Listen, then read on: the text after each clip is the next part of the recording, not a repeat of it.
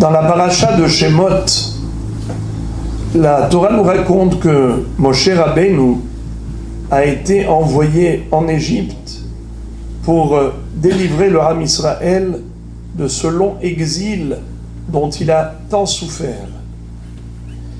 Au moment où Moshe Rabbeinu dit à Kadosh Baruch Hu, si les Bnei Israël me posent la question,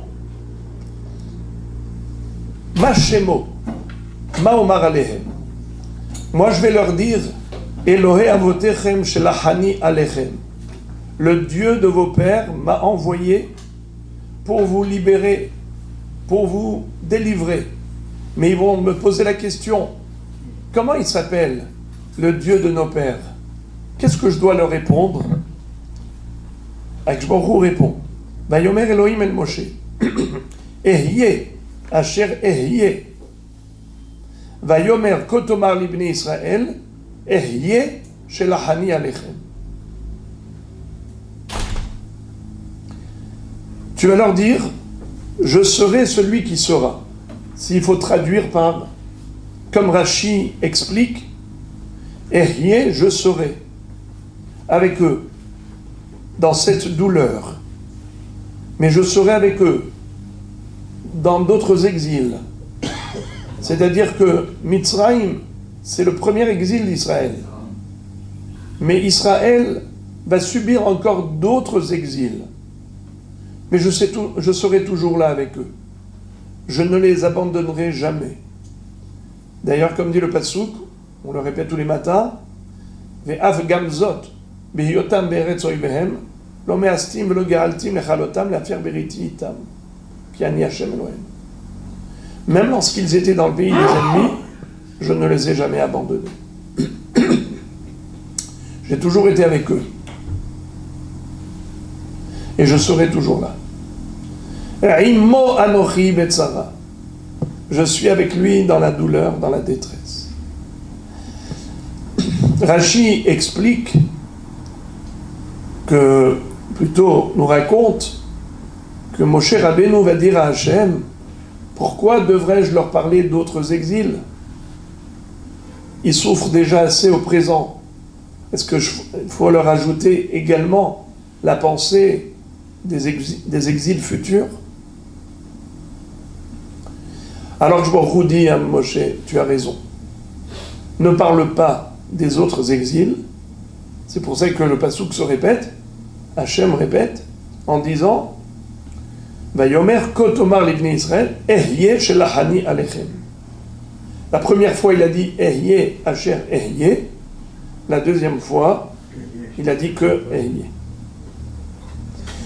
Et les Mefarshim expliquent, c'est pas que Chazé Shalom, Moshe Rabbeinu a eu raison d'Hachem, comme si Akadosh Baruch Hu s'était trompé. Au début, il a pensé parler même des futurs exils, et après, il s'est ravisé parce que Moshe Rabbeinu lui a fait la remarque Lo ish en vechazev ou ben adam v'itnecha. Dieu n'est pas un homme pour se tromper. L'homme peut se tromper, pas Dieu. Alors, je m'explique que c'était exactement la kavana d'Akadosh Baruch Hu. Depuis le début, ce qu'il voulait, c'est que Moshe Rabbeinu ne parle que de cet exil actuel. Mais Hachem, à Moshe, il lui révèle les autres exils.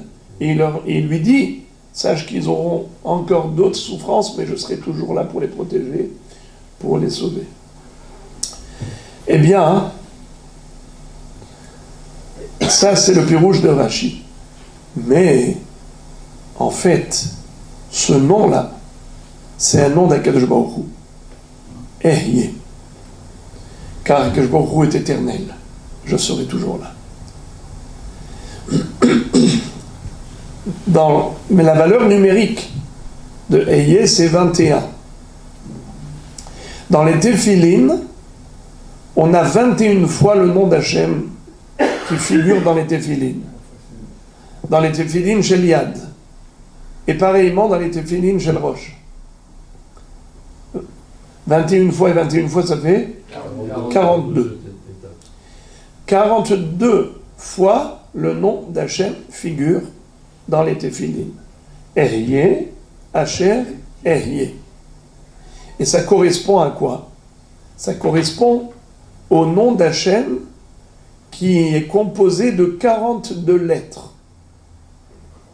Et Akadosh Baruch Hu, quand il a créé le monde par ce nom, avec ce nom de 42 lettres. Et la Gemara dans Maseret Kiddushin, page 71, nous dit que ce nom-là, Shem ben Arbaim Ushtaim Otiyot, le nom composé de 42 lettres, En Mosrin Oto, et là les Mishetzanoua ve'anav, ve'omed b'chatzi yamav, ve'eno koes, ve'eno mishtaker. Ce nom-là, il ne faut pas l'enseigner uniquement à quelqu'un qui est discret, qui est humble, et qui a déjà atteint au moins la moitié de l'âge classique, la moitié de la vie. Quelle est la moitié de la vie? C'est comme le Zohar, ça, comme le Zohar. Alors, la vie classique, c'est 70. La moitié, c'est 35. Donc l'Europe, c'est 36. Ouais.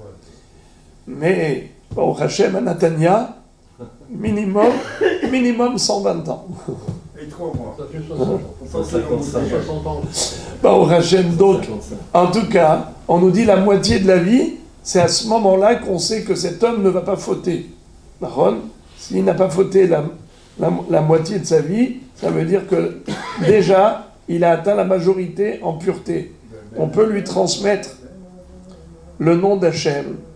Aussi, il ne faut pas que ce soit quelqu'un qui est koès, un nerveux. Parce qu'il peut s'en servir de ce nom pour faire du mal, pour se venger. Mais un homme ishtaker, il ne boit pas. Parce que dans un état d'ivresse aussi, il peut s'en servir et faire des bêtises. Venom Hamid al-Midotab, et qui n'est pas quelqu'un de strict, de rigoureux. Vechol ayodro, ve'azahirbo, tout celui qui le connaît, il fait attention. Umeshamro betahara, et il fait attention de rester en pureté, et de le garder en pureté, de ne pas le prononcer quand il est impur. Alors ce monsieur-là, Ahuv lemala, il est aimé dans le ciel. Venahmad lemata. Et il est également apprécié en bas. Ve'emato mutelet ala biriot. Et les gens le craignent. Ve'nohel shne olamim ha'olam hazeh ve'olam haba. Il est respecté par les gens et en plus, il méritera d'hériter les deux mondes. Olam hazeh, olam haba.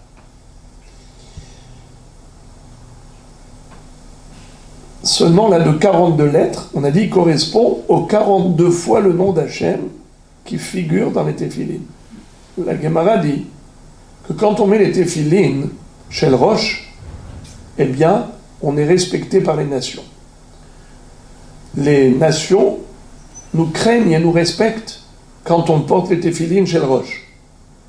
Comme il dit le Pasuk, Vera'u kol amei haaretz, ki shem Hashem nikra alecha, v'yare'u mimeka. Les nations du monde vont voir que le nom d'Hachem repose sur toi et elles te craindront. Elu tefilin chez Baroche. Ça parle des téphilines de la tête. Pourquoi pas des téphilines de la main? Parce que quand on met les téphilines de la main, on n'est pas obligé d'avoir à ce moment-là les téphilines de la tête. Mais quand on met les téphilines de la tête, c'est sûr qu'on a déjà les téphilines de la main. Puisque, comment on met les téphilines? D'abord du bras, et ensuite la tête. Donc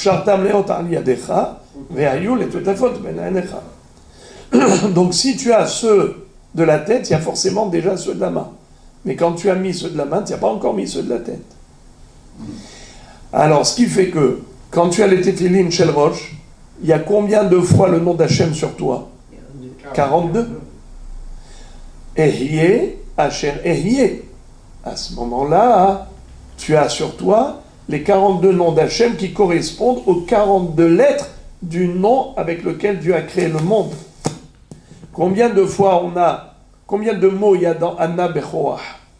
Anna Bechoach, Gedula, Timilecha, on arrive finalement à 42 mots qui correspondent aux 42 lettres du nom divin. Figurez-vous que dans Kriyat Shema, on a 42 mots depuis Ve'ahavta et Hashem Elohecha jusqu'à Ubish'arecha. Exactement 42 mots. Et chacun de ces psukim du Kriyat Shema, je parle de Parasha Rishona, ça commence avec un Vav et ça termine avec un Chaf. On a 5 psukim. Vav, Kaf. Vav c'est 6. Kaf c'est 20. 26. Chaque pasuk. Ve'ahavta et Hashem Elokecha bechol lebavcha ubechol nafshecha ubechol meodecha. Ça commence avec un Vav, ça finit avec un Chaf. Ve'hayu adevarim ha'ele asher amrim etzevecha hayom al levavecha. Ça commence avec un Vav, et ça, n'est-ce pas? Ve'dibarta ba meshivtecha be'letecha u'lechtecha ba'derech. Vav, Kaf. U'kshartam le'ota l'idcha ve'yu l'totavot be'necha u'chtavta ma'al mezot be'techa u'b'sharecha. Vav, Kaf.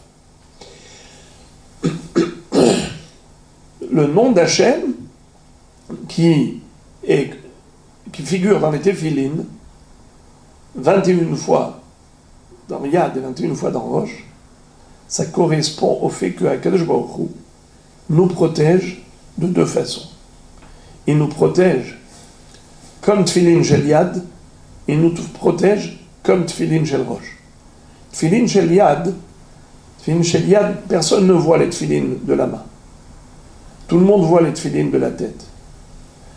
Dieu nous protège de manière secrète et de manière dévoilée.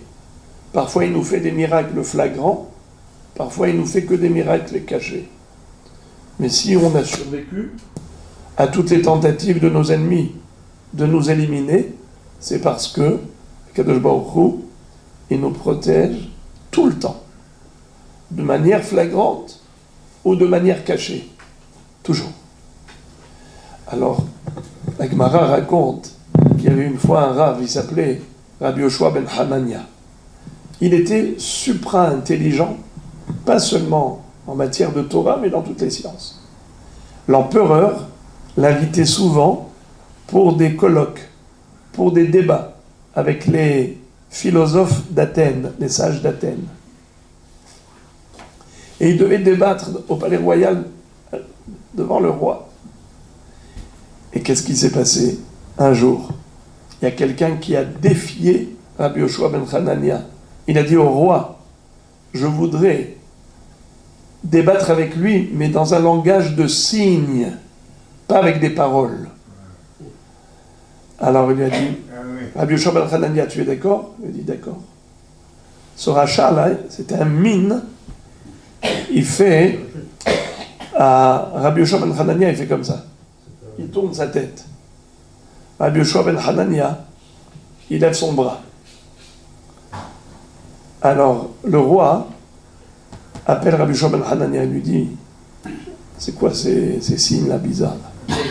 Il lui a dit, quand il a tourné la tête, c'est pour dire, vous les Juifs, Dieu a détourné sa tête de vous. Il ne veut plus de vous. Il a détruit le Beth Amikdash, il vous a chassé de son pays, il vous a abandonné, il ne veut plus vous voir. Il tourne sa tête. Il lui dit, et qu'est-ce que tu as répondu? Il dit, moi je lui ai dit non. Rodiado netouya. Sa main, elle est encore tendue, étendue. Le bras tendu d'Akadosh Baruch Hu. Bezroa netouya. Avec sa puissance, il nous protège. Le roi s'adresse à ce rachat, Oved Avodah Zara, et lui dit, qu'est-ce que tu as voulu lui dire quand tu as tourné la tête? Il lui a dit que Dieu a détourné sa tête d'Israël. Il lui a dit, qu'est-ce qu'il t'a répondu quand il a fait ça? Il a dit, j'ai rien compris. Il a dit, et tu oses, toi, venir proposer ce débat? Et il a fait exécuter sur le champ. Mais en fait, c'était quoi le inyan du bras et de la tête? C'est que la tête, le tfilin shel rosh, ça représente la révélation de Dieu. Quand il se dévoile via des miracles qui visent à protéger Israël, comme à la sortie d'Égypte, par les 10 plaies. Mais lorsque nous ne sommes plus à ce niveau, on est dans la galoute. Alors il n'y a pas de miracle flagrant. Comment Akadosh Baruch Hu nous protège? Tfilin shel yad. Tfilin shel yad, c'est les tfilin qui sont cachés. Akadosh Baruch Hu se cache derrière le voile de la nature. Il nous protège de manière naturelle. Ça veut dire que les politiciens pourront expliquer toutes sortes d'argumentaires en disant voilà pourquoi on a été sauvé, ils trouveront toujours des raisons, mais en réalité la raison de toutes les raisons et la cause de toutes les causes, c'est HaKadosh Baruch Hu. Ribbon almin antu illat ha'illot vesibat ha'sibot. Tu es la cause de toutes les causes. Donc voilà, qu'est-ce que c'est que cette révélation faite à Moshe Rabbeinu. Ehyeh asher ehyeh. Quand Omar bin Israël, ehyeh shelachani alechem. Même s'il n'y a pas le ehyeh asher ehyeh, les 42, parce qu'il n'y a pas de tfilin shel rosh avec tfilin shel yad, il n'y a que ehyeh tfilin shel yad, mais ça suffit déjà pour assurer la pérennité d'Israël. Bruchim tiyu.